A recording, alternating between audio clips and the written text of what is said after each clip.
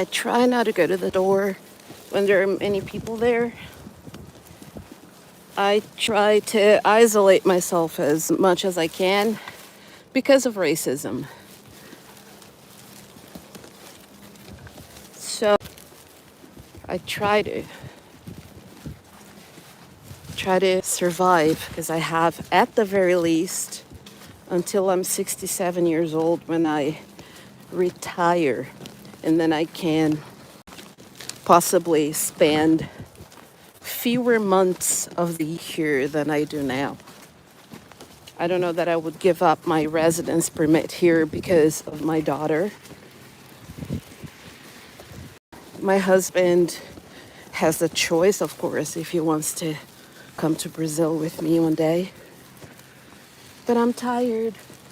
23 years weekly being discriminated against and treated like I'm not as good as the rest of the people around me is not an easy feat.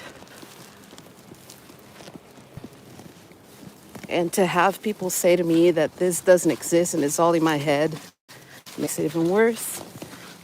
Of course you don't know. Especially if you're a white male, because white women might still face misogyny.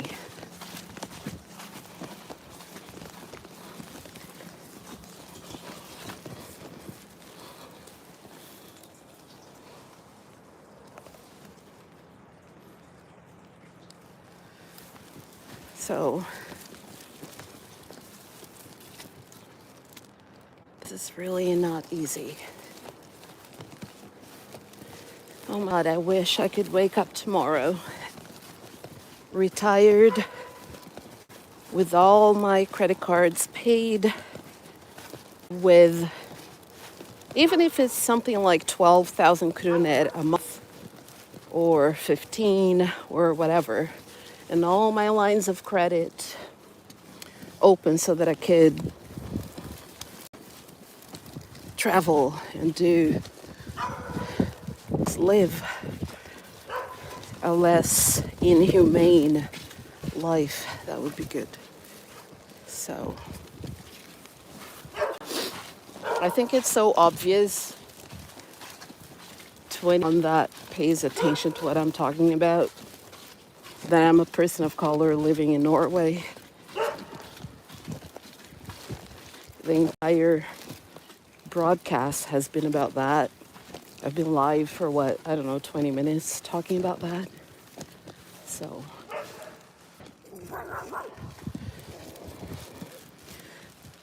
I'm allergic to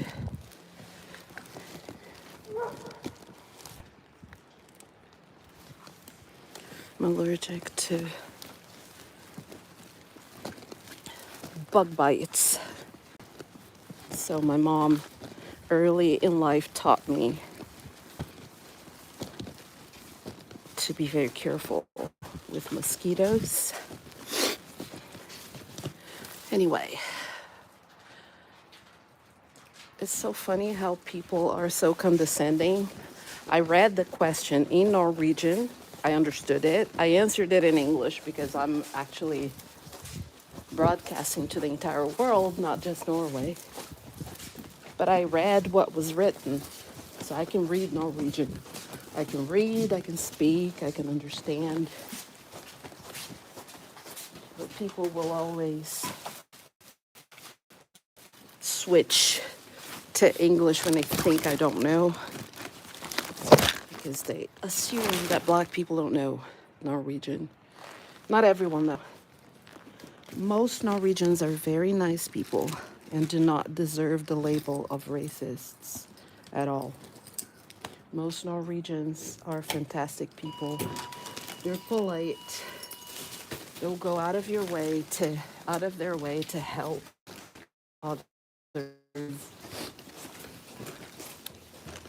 I left my umbrella at the bus stop yesterday, and I had a Norwegian friend reach out to me after seeing my post on Snapchat and offered to go see if it was still at the bus stop where I thought I left it. I've had